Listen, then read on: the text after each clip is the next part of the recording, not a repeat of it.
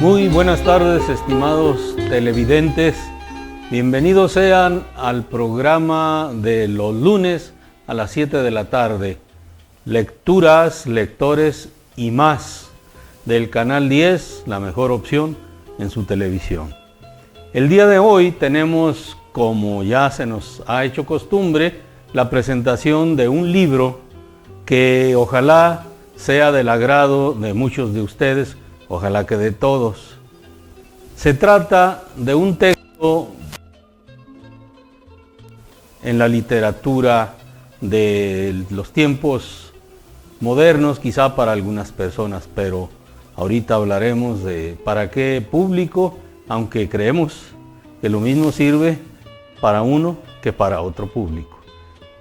Se trata de un libro titulado 6 sombreros para pensar. Imagínense que necesitemos sombreros para pensar. Bien. Escrito por Edward de Bono. La editorial es Paidós, una editorial argentina. Editó este libro en español en 2010, aunque originalmente fue publicado en inglés por otra editorial, Penguin Books. De este libro estaremos hablando el día de hoy. Bienvenidos entonces a este programa en el que promovemos la lectura y hacemos un esfuerzo para que todos ustedes se agreguen cada vez a este buen número de lectores que ya tenemos participando. Ojalá que dentro de poco ustedes nos hagan favor de estar aquí en el estudio para ir construyendo juntos esta cultura de leer. Bien, decíamos, 6 sombreros para pensar. Extraño título, quizá. Bien, Eduardo de Bono, el autor, nació en la República de Malta, una pequeña isla o varias islas, donde una es la principal, es una república en el mar Mediterráneo. Hablamos allá entre la gran isla al sur de Italia, Sicilia, entre Sicilia y los países del norte de África, Libia y Túnez. Allí se encuentra esta pequeña república, origen de Eduardo de Bono, que nació en 1933 y hace 2 años falleció, 2021. El nombre completo, como ya estamos haciendo costumbre en esto, de dar el nombre completo, aunque ellos, muchos autores, optan por darse un nombre breve, pero diremos cuál es el nombre completo. Edward Charles Francis Rublius de Bono. Para el público en general, Edward de Bono. Y ya. ¿Quién fue? Fue un médico originalmente, luego pensador, escritor, maestro y difusor de una forma de pensamiento que expone en sus varios libros, de los cuales hoy les presentamos uno, cuyo título hasta parecería un tanto divertido. ¿Qué pretende el autor con este libro? Dice él que se trata de enseñar a pensar, pero nos va a extrañar esto. ¿Cómo que enseñarnos a pensar si somos personas normales que actuamos y pensamos desde prácticamente que nacemos? Claro, con una evolución en nuestra propia vida que nos va llevando a diferentes etapas de pensamiento y de conducta. Bueno, pues él dice que nos ayuda a saber pensar. Bien, para eso él ha diseñado dos técnicas que han sido ya muy difundidas en muchos ámbitos. Uno se llama pensamiento lateral, el otro es el pensamiento paralelo.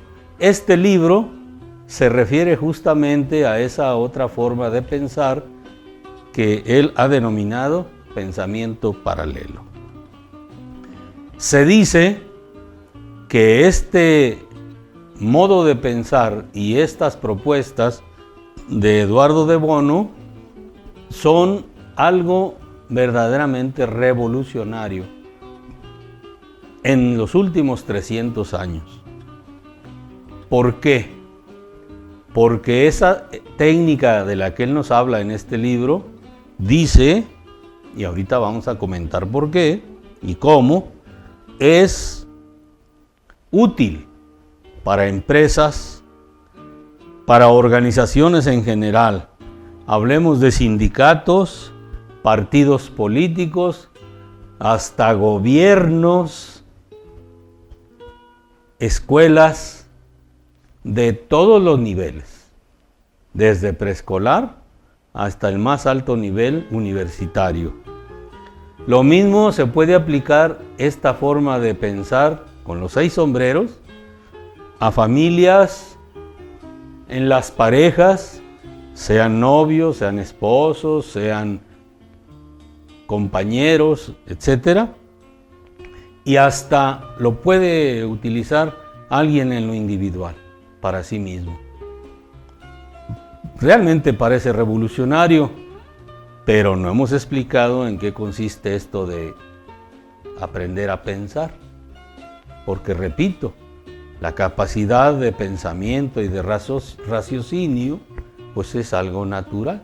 Desde que tenemos uso de razón, es que decimos que sabemos pensar. Muy bien. ¿De dónde parte Bono, Edward de Bono, para hacer una propuesta?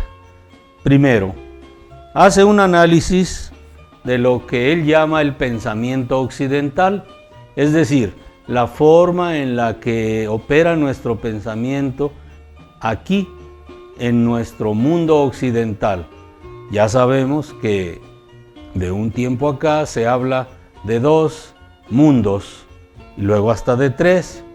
Un mundo occidental, que es el desarrollado a partir de los griegos, los romanos, la Edad Media y la Edad Moderna, sobre todo en Europa, parte norte, centro y en Estados Unidos, Canadá. Y países satélites. Y hay otra forma de pensamiento diferente que llamamos orientales, digamos. Y vamos a hacer un muy breve comentario sobre cada una de ellas. Muy bien, pues nos dice Edward de Bono que nosotros estamos acostumbrados y operamos con un pensamiento occidental, es decir, aquel pensamiento, aquella forma de pensar, de razonar, que nos enseñaron maestros griegos como Sócrates, su alumno, su discípulo Platón, y a la vez el discípulo de Platón, Aristóteles. En breves palabras, el pensamiento occidental, dice Bono, que se centra en lo que es la realidad tal cual, como la tenemos presente. En cambio, su forma de pensamiento que nos propone está basada en el pensamiento paralelo. Decíamos que proviene de pensadores orientales. Destaca particularmente a Confucio.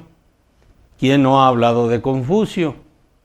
Bueno, por cierto que aquí recuerdo un chascarrillo de una jovencita candidata en algún certamen de belleza, la que hicieron muy famosa pero no por su conocimiento, sino por su desconocimiento. Cuando le preguntaron que quién era Confucio, y la respuesta, ustedes ya la saben, ¿verdad? Pobrecilla muchacha, ¿para qué les preguntan cosas que están fuera de su alcance?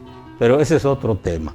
El caso es que, pensando según Confucio, lo que propone Edward de Bono aquí es un pensamiento acerca no de lo que es, sino de lo que puede ser.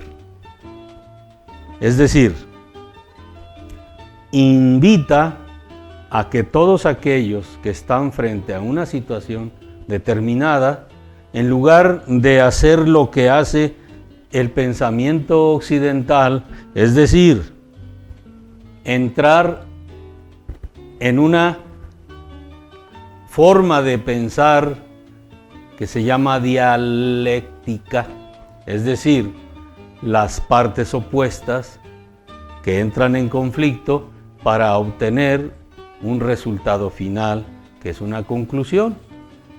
Pues lo que nos propone Eduard de Bono es eliminemos esa parte que estamos acostumbrados a manejar y mejor experimentemos otro modo de resolver los asuntos a través de una forma diferente de pensar, que quiere decir, mejor vámonos poniendo todos en el mismo lugar para ver juntos en una misma dirección.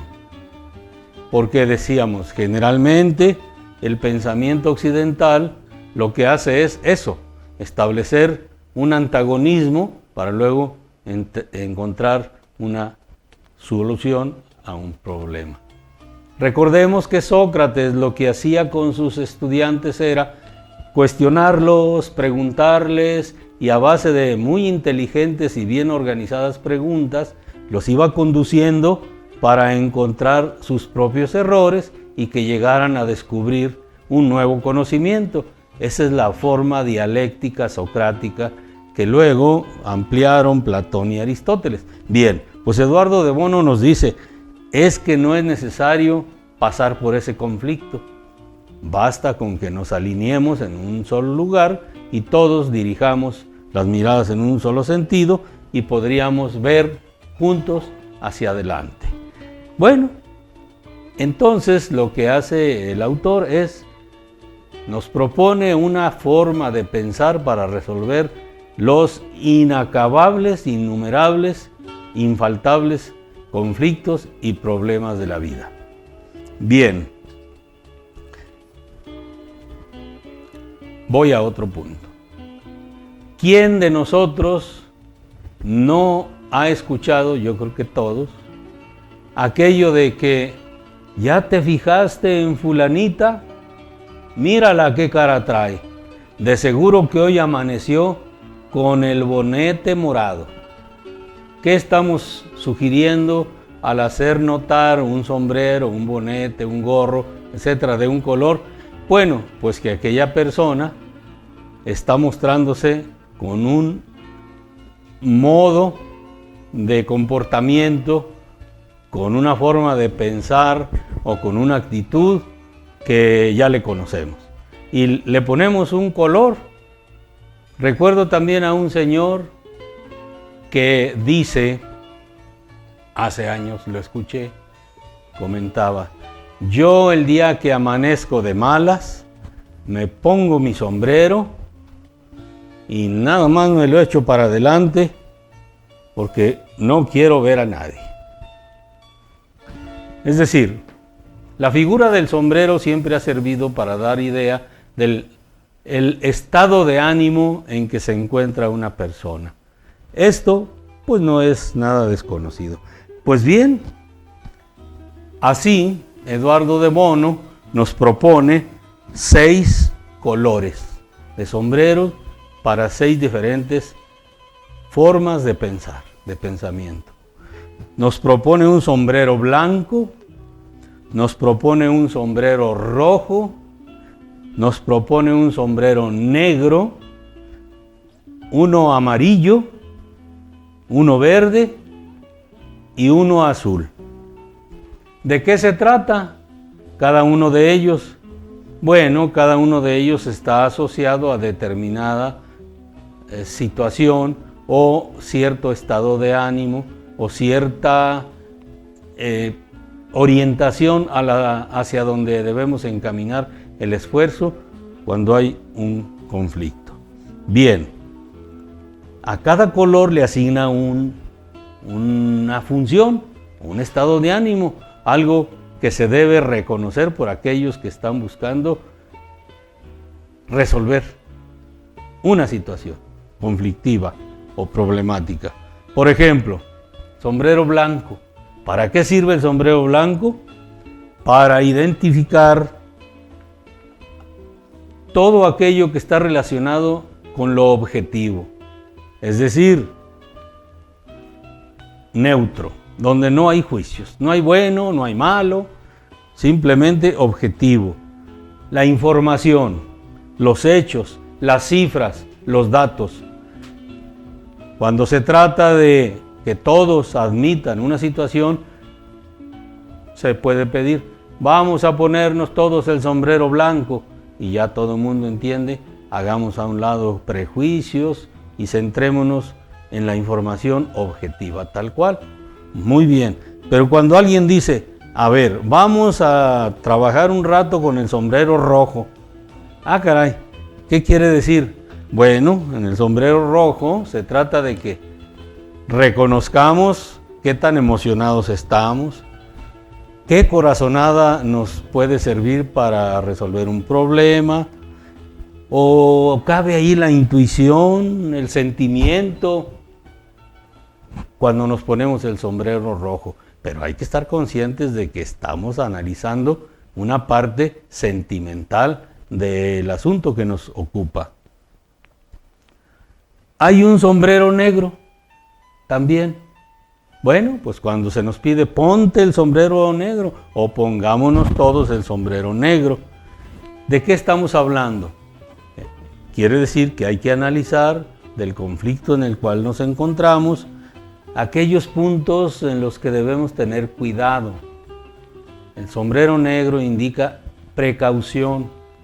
¿De qué debemos estar pendientes? ¿Dónde están los puntos débiles? Y, ¿por qué no?, hacer un ejercicio pesimista para ver los peores escenarios del conflicto en el que estemos. Un sombrero amarillo, por el contrario, es optimismo, esperanza, es ver el futuro y ver la solución lo mejor posible.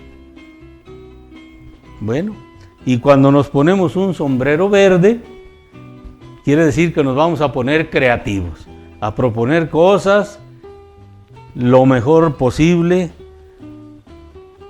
cómo la situación en la que estamos puede volverse, si es caótica, puede volverse positiva, puede ser de nuevas ideas, donde haya fertilidad y logremos obtener una cosecha de algo.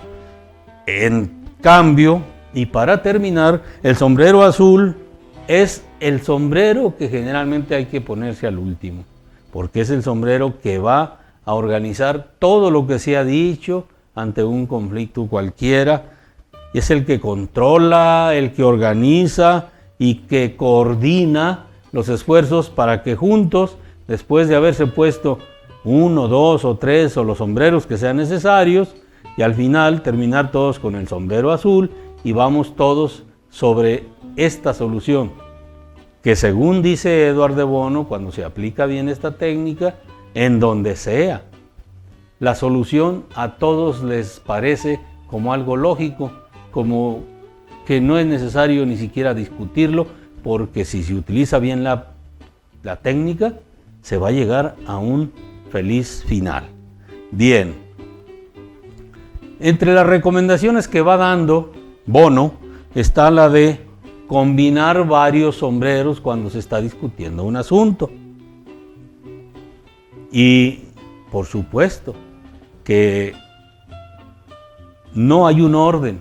Se puede comenzar, dependiendo de la situación, con el sombrero de un color, pasar al del otro y al del otro, siempre y cuando haya una persona que sepa manejar la técnica y llevar a todos los demás, junto con él, a la solución deseada y buscada, y evitar los conflictos. No hacer lo que el pensamiento occidental, que primero te conflictúas, te disgustas porque cada uno tiene su punto de vista y al final pues no se sabe si uno tuvo la razón sobre el otro o el otro sobre el primero. Aquí no se trata de eso, se trata de que todos admitan lo que es favorable en una situación y lo que es desfavorable en la otra.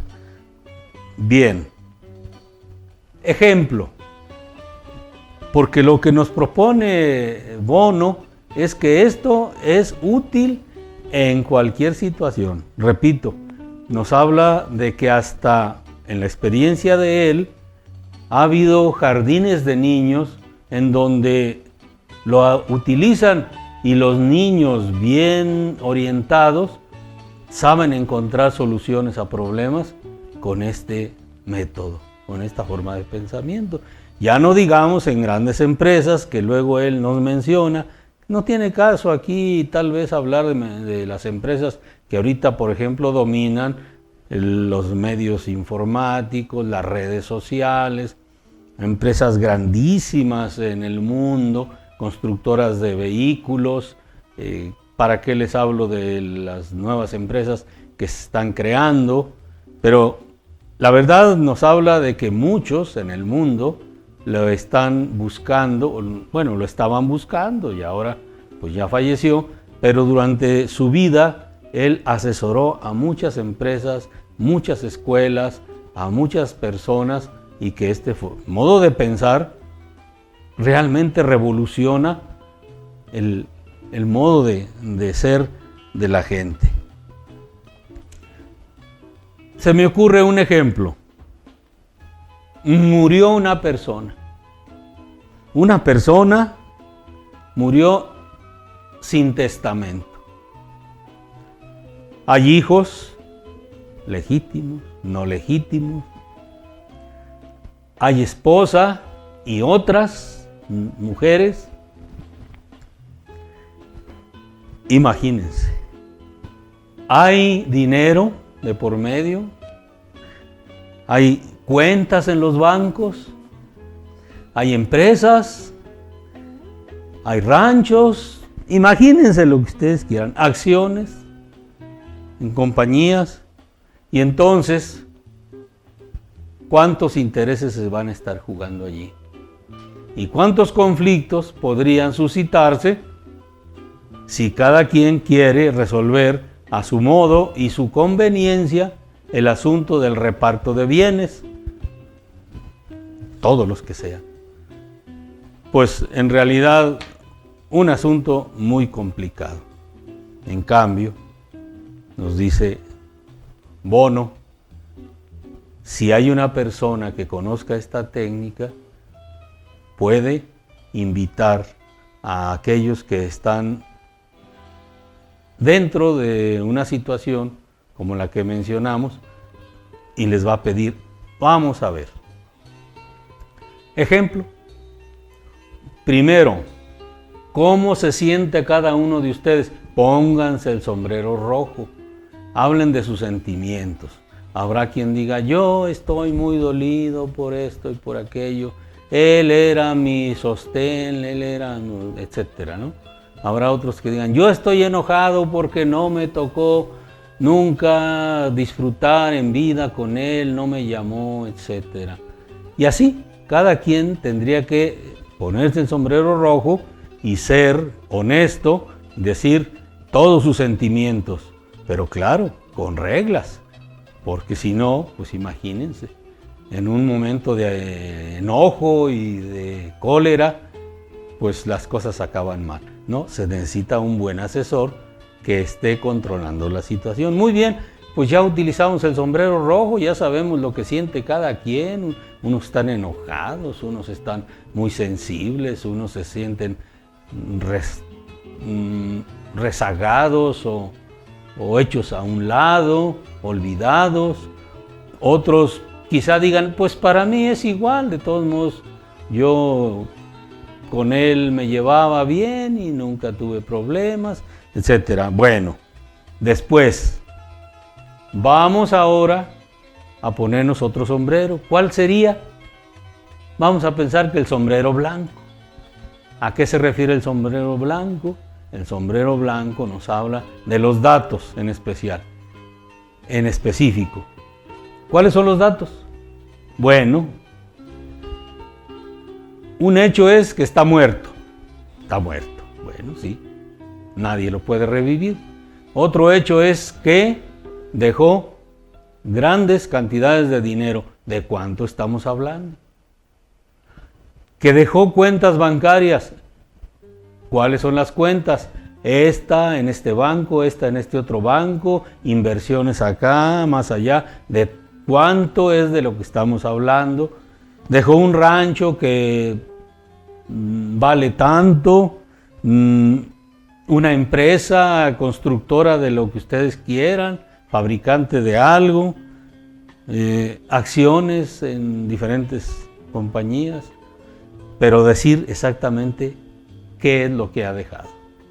Muy bien, después de esto, pues podría venir un ejercicio de quítense el sombrero blanco y vamos a poner ahora todos sombrero negro.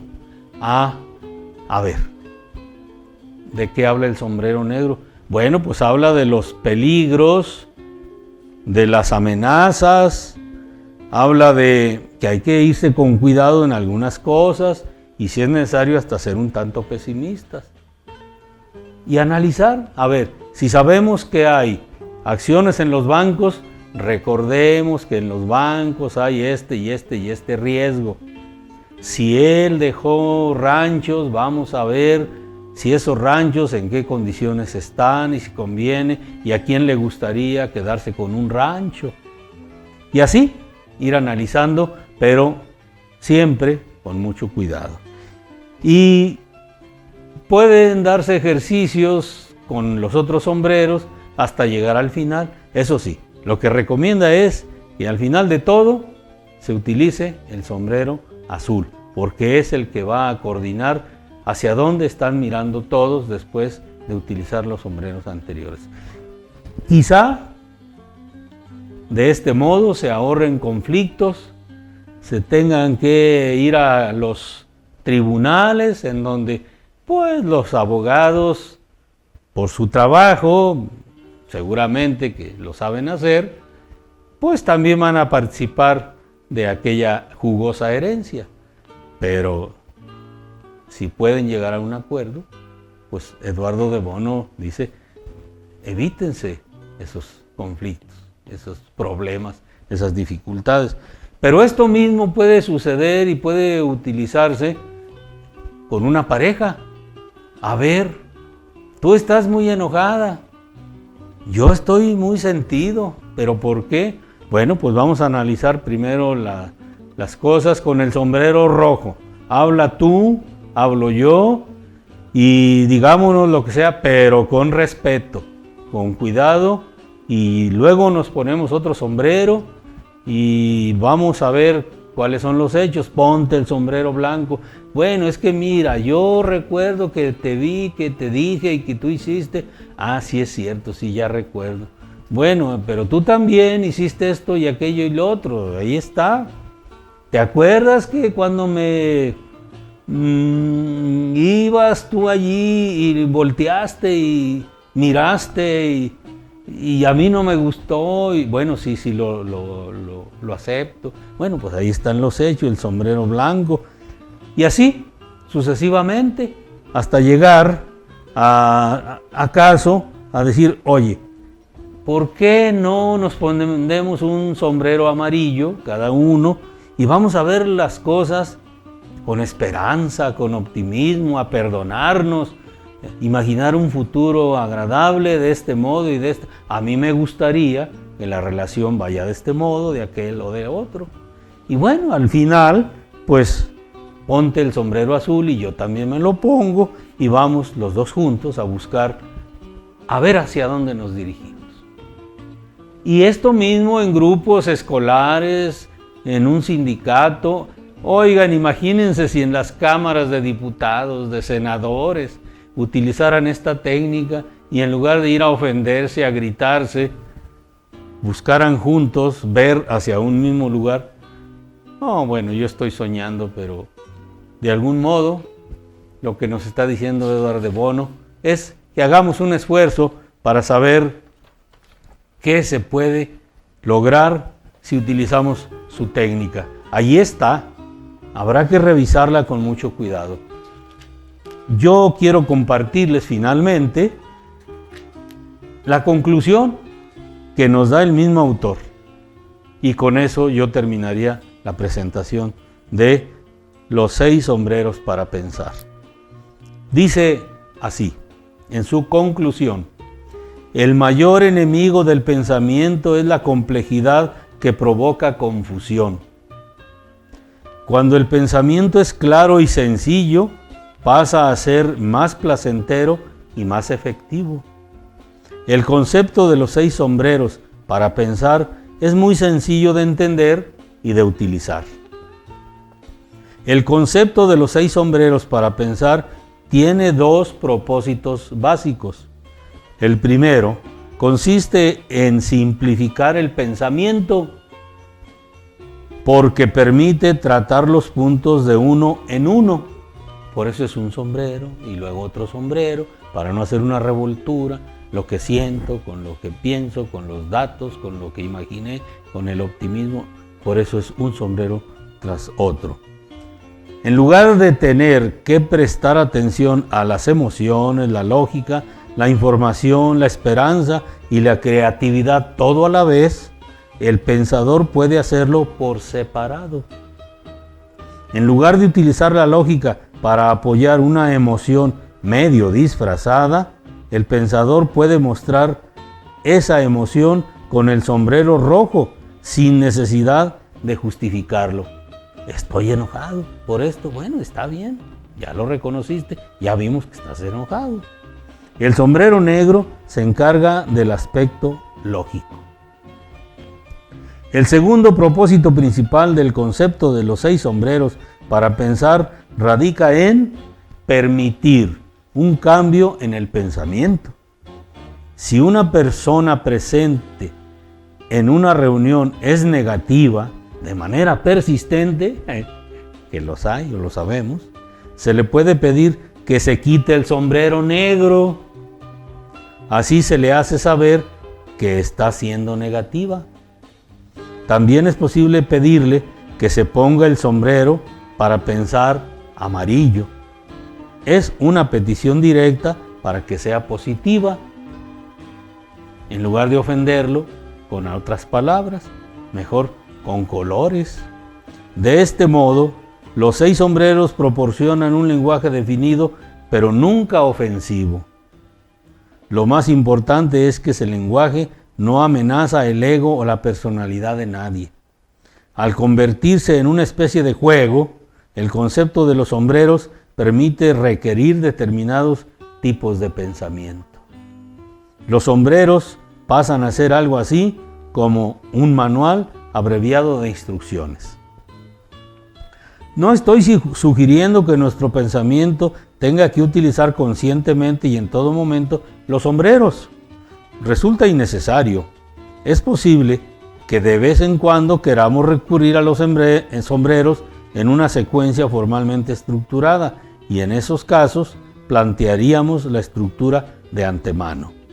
Resulta más habitual recurrir a los sombreros en el transcurso de una discusión, o tal vez queramos pedir a alguien que se ponga el sombrero determinado. Al principio puede parecer un poco extraño, pero con el tiempo estas peticiones resultarán naturales. Es obvio que el marco resultará más útil si todos los participantes conocen las reglas del juego, es decir, cómo se utilizan los sombreros y el significado de cada uno de ellos. Por ejemplo, todos los que acostumbran a reunirse para discutir sobre un tema deberán conocer el significado de los diferentes sombreros. Y termina Bono: el concepto funciona mejor cuando se ha convertido en una especie de lenguaje común. Existen numerosas organizaciones en las que el simbolismo de los sombreros ya forma parte del lenguaje cotidiano como medio para dirigir el pensamiento de manera más efectiva. Y en mi experiencia personal debo decirles que este libro, 6 sombreros para pensar, junto con otros que he tenido oportunidad de leer, en verdad nos ayudan a clarificar mucho de nuestro modo de pensar, y si lo compartimos en ciertos momentos, como lo dijimos, en la escuela, en la empresa, en el equipo deportivo, en la compañía de lo que quieras y gustes, en la pareja, en la familia, con nuestros hijos. Conocer el sentido de cada color del sombrero y utilizarlo adecuadamente nos va a ayudar mucho en cualquier aspecto de nuestra vida. El día de hoy les deseo que haya llegado un buen mensaje a todos ustedes a través de la exposición de este libro. Y si alguien lo lee y lo encuentra no solo divertido, porque tiene sus partes que lo son, útil, pues me daré por muy bien servido. Recuerden, lecturas, lectores y más, todos los lunes a partir de las 7 de la tarde por Canal 10, la mejor opción en su televisión. Buenas tardes, nos vemos en la próxima emisión.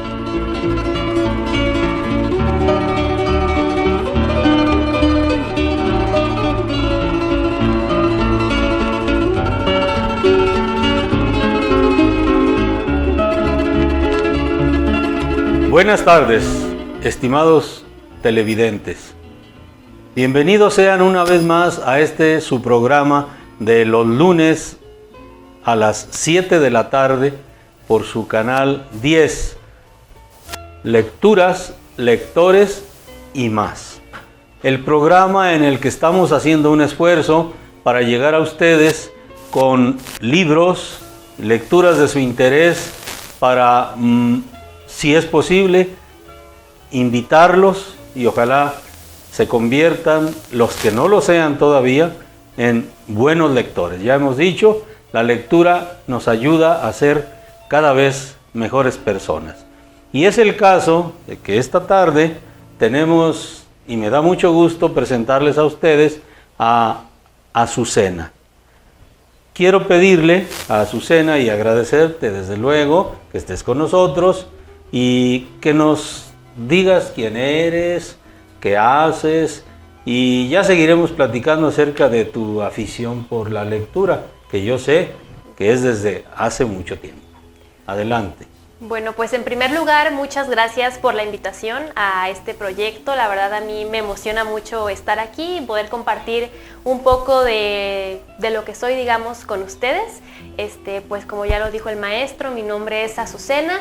Soy estudiante de la licenciatura en Educación Primaria en la Escuela Normal de Juchipila y pues una breve introducción. Hace ya algunos años disfruto mucho de, como yo creo muchos de nosotros los que estamos aquí, de leer, de la lectura. Para mí puedo considerarlo como un gusto, algo que digamos que hace muchos años más, cuando era muy niña, no consideré así, pero lo fui adquiriendo a través de buenas lecturas y yo creo que esa es la clave principal. ¿Tienes un momento en el que hayas descubierto que te gustaron los libros? Sí, bueno, Realmente considero que siempre he tenido cierta inclinación hacia los libros, siempre me han llamado la atención, pero no era una lectora recurrente hasta hace algunos años. Fue gracias a un libro, de hecho el libro del que hoy les quiero hablar, el que me hizo, digamos que, adentrarme a este mundo de las lecturas. Yo creo que la lectura correcta tiene este poder en cada uno de nosotros y fue mi caso. Pues qué bueno. Sí, me comentabas que desde muy pequeña ya te habías convertido en lectora, te fuiste convirtiendo poco a poco y quizá de manera más acelerada conforme pasaron los años, que no han pasado muchos, pues es muy joven, ¿verdad? ¿Nos puedes comentar qué género o qué géneros son tus predilectos, cuáles prefieres? Y luego nos platicas más para luego irnos directamente al libro. Claro que sí. La verdad es que sí predomina mucho un género en mis lecturas y es la fantasía. Creo que está muy relacionado con mi personalidad. Tal vez tienda a ser una persona fantasiosa y disfruto mucho de las historias, de las historias, cuentos, sí, todo lo que es, pues, ahora sí que historias, narraciones, literatura, y sobre todo de fantasía, de cosas que no pasan generalmente en la realidad y que son las que más me hacen disfrutar como de ese momento de leer, sin duda la fantasía. Y yo creo que es verdad, por la que al menos estoy viendo un detalle en tu vestimenta, en tu atuendo.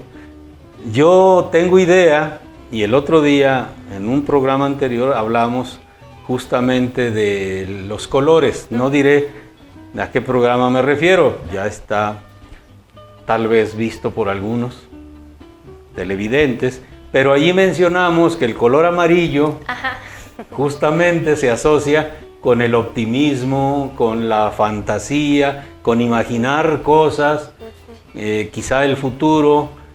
A lo mejor dirán algunos, muy optimista, pero algo necesario en la vida. Entonces, pues qué bueno, ¿verdad? Porque veo que sí coincide lo que nos dices en el gusto por la lectura con tu personalidad.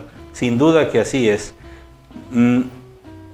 ¿Quisieras comentarnos qué libro es el que hoy nos vas a presentar y de qué autor, la editorial, y luego hablamos sobre el contexto en el que ese libro fue escrito, para que finalmente o enseguida nos platiques ya específicamente de qué trata?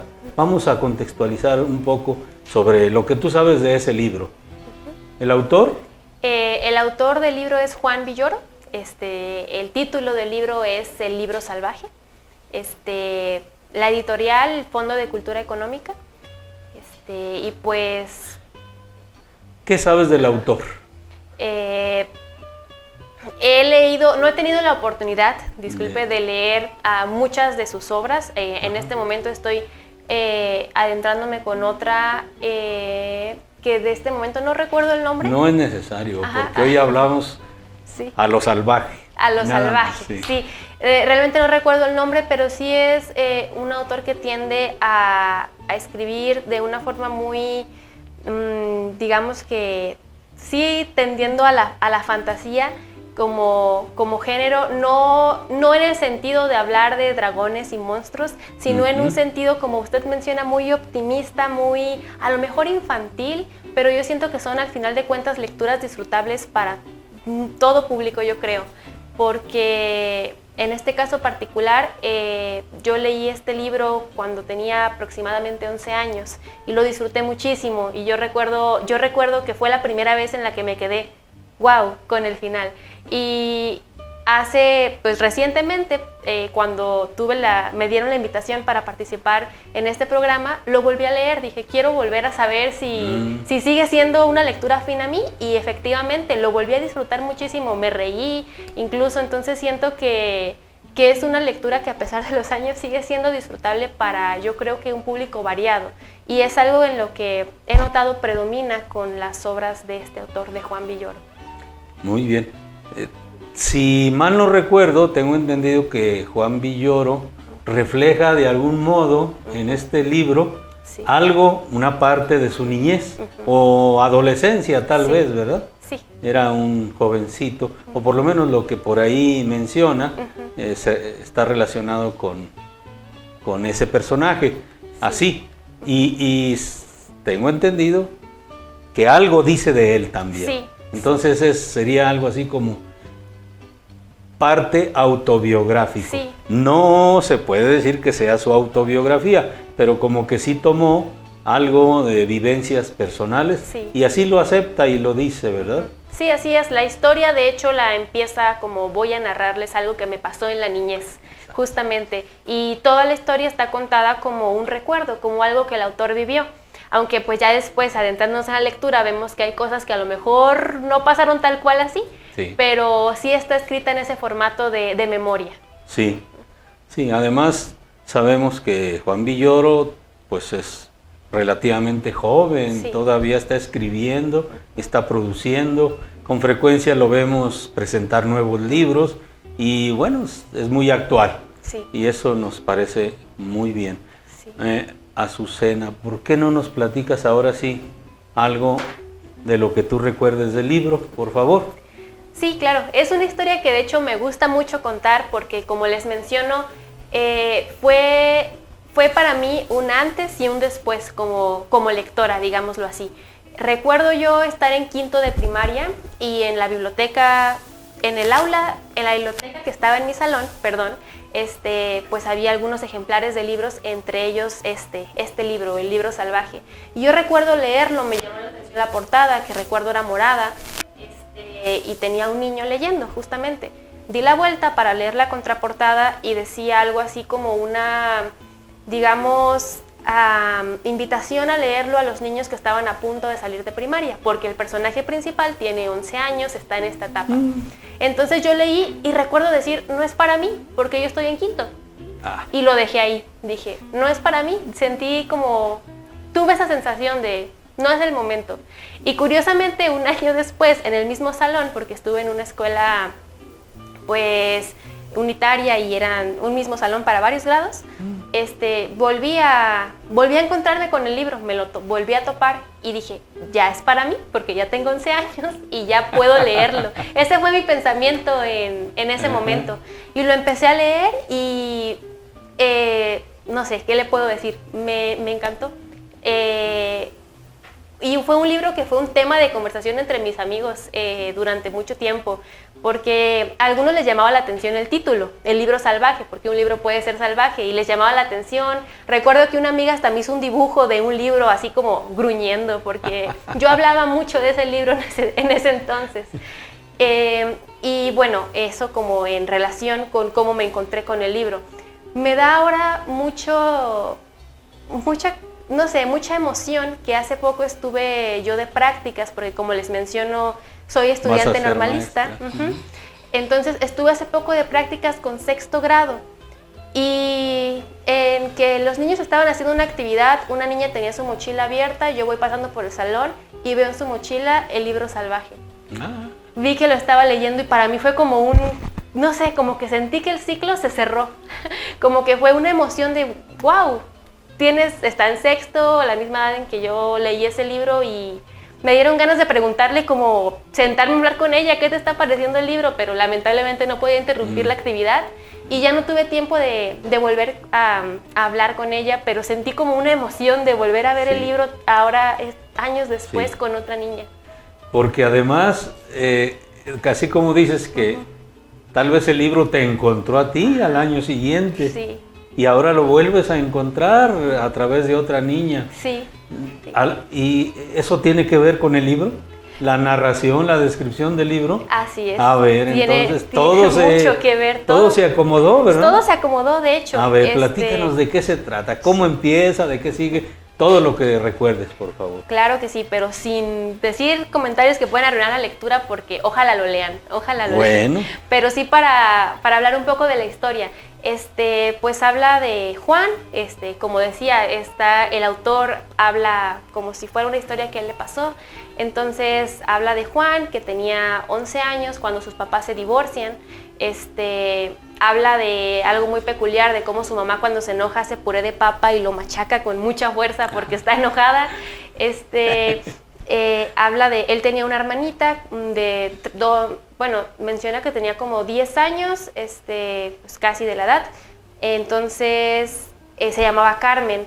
Sus papás se divorcian y la mamá, como en un intento de despejarse de todo el desorden que probablemente tenía en su mente, manda de vacaciones a Carmen con una amiga y a Juan con su tío, con un tío que vivía solo, era soltero, vivía con 3 gatos y muchos libros. Tenía una biblioteca grandísima, una casa que parecía laberinto, en la que muchas veces se llegó a perder Juan y pues adentrándonos en la historia nos damos cuenta de que Juan llegó a esa casa porque el tío le insistió a su mamá muchísimo que lo dejara ir, porque él veía en él un poder especial. Él veía que era un lector especial, un lector princeps, le llaman en el libro, que pues nos menciona que tiene un poder para traer los libros. Y el tío estaba durante muchos años buscando un libro que se llamaba El Libro Salvaje. Y era un libro que no se dejaba leer, un libro que no se dejaba atrapar, que cambiaba de lugar, que no había nadie podido leer porque nadie había podido atrapar. Entonces el tío Tito, quiere que Juan le ayude en esta búsqueda del libro salvaje. Esta biblioteca del tío cabe mencionar que ha sido como heredada de su papá, su abuelo, bisabuelo, por generaciones, y hay muchísimos ejemplares y por eso tiene más sentido que un libro se pueda perder, digamos. Pero después nos cuenta cómo Juan se encuentra con Catalina, una niña que trabajaba en la farmacia enfrente de la casa de su tío. Y ella le ayuda también en esta búsqueda del libro salvaje. Y a lo largo de la historia van pasando cosas muy curiosas de cómo los libros se mueven, se borran, se escriben, y nos habla de... El tío menciona que los libros tienen vida. Y algo muy curioso y que se relaciona con lo que estábamos hablando es que el libro dice que hay 2 formas de que un libro llegue a ti, la normal y la especial. La normal es cuando tú lo compras, te lo dan o te lo prestan. Entonces es la forma normal. Y la forma especial dicen que el libro te escoge a ti. Dice que a veces se confunden, que a veces puedes pensar que tú lo elegiste, pero en realidad es el libro el que te eligió a ti. Y es muy gratificante porque eso justo siento que pasó con este libro. En mi caso, cuando estaba en primaria, yo siento que el libro me escogió a mí. Y por eso fue gratificante leer la historia que hablaba justamente de eso, de cómo los libros te escogen a sus lectores. Y bueno, así más o menos la historia pues trata de eso, de esta búsqueda que tienen tan emocionante por encontrar el libro que no se deja leer y que qué dice. Sí. Este es el principal misterio, qué está escrito ahí. Sí, y hasta ahí lo dejamos. Y hasta ahí lo dejamos porque si no, sí. no habría mucho interés por leerlo. La verdad es que está interesante. Fíjate que ahorita que estás platicando esto, yo pensé, te voy a preguntar. Dígame. ¿Qué diría Juan Villoro si tú le llegas a platicar lo que a ti te sucedió con este libro? Porque de algún modo, también a ti el libro, ya dijimos, te encontró, te volvió a encontrar por segunda y por tercera ocasión. Sí, así y es algo de lo que él está narrando ahí. Claro, no vamos a decir al final, pero sí que es interesante. Sí. ¿Qué diría Juan Villoro? Pues yo siento que como volvería a rectificar que lo que escribió es una travesía que le sucedió, de cómo... No sé, probablemente diría como, no está alejado de la realidad lo que está escrito como en este libro. No es del todo fantasía porque de alguna forma sucedió en la vida real y sigue sucediendo en la cotidianidad. Sí. Eso quiere decir que a nuestros lectores, en una de esas, hay un libro que los está persiguiendo. El asunto es que se den cuenta cuál es el libro y les aparezca en el momento adecuado. Porque a partir de ese libro, como le sucedió a Azucena, pues seguramente van a continuar leyendo y se van a aficionar a esta actividad que es tan útil. Sí. Azucena, ¿qué te parece si nos haces favor de compartir algunas partes, unos párrafos, lo que tú tengas seleccionado, claro que para compartir aquí con los compañeros? Sí, muy bien. Como les mencionaba, o no sé si ya lo dije, no pude conseguir el libro de forma física esta vez, pero bueno, en la actualidad yo considero que leer de forma digital también es otra opción. A lo mejor las nuevas generaciones no están tan acostumbradas a los libros, quizás sí, pero pues también aquí tenemos una opción bien práctica que pues son los libros en digital, adquirirlos pues en bibliotecas digitales. Hay infinidad de ejemplares y es muy práctico porque pues están aquí, no pesan.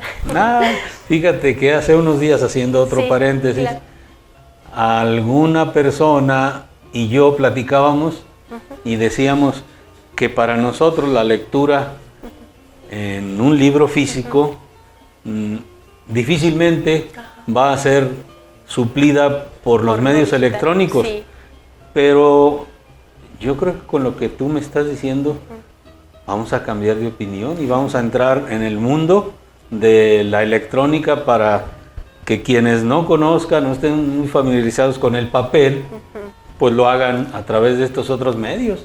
Puede ser, yo le voy a ser muy honesta, la verdad es que yo en lo personal también disfruto más de hojear, de estar con el libro de forma física y hojear. Se me hace la lectura más disfrutable, se me hace una experiencia más disfrutable, pero también reconozco que esta otra opción pues sí es muy práctica, porque pues aquí puedo tener muchos libros y no cargarlos. Sí, todo tiene sus ventajas. Tiene sus ventajas, bueno, así es. Disculpa, cerramos paréntesis, no se preocupe. Te escuchamos. Lo que leyeron les permitió hallar un chaleco, una mascada y una pluma. Catalina se preguntó si eso podría ayudar a encontrar el libro salvaje. La solución no parecía fácil, pues el libro se movía del lugar. Era como un apache que vive en una cueva, como un soldado que no quiere volver al ejército, como un bombero que huye y se dedica a provocar incendios, como un marciano que no se adapta a la Tierra y quiere volver a su planeta.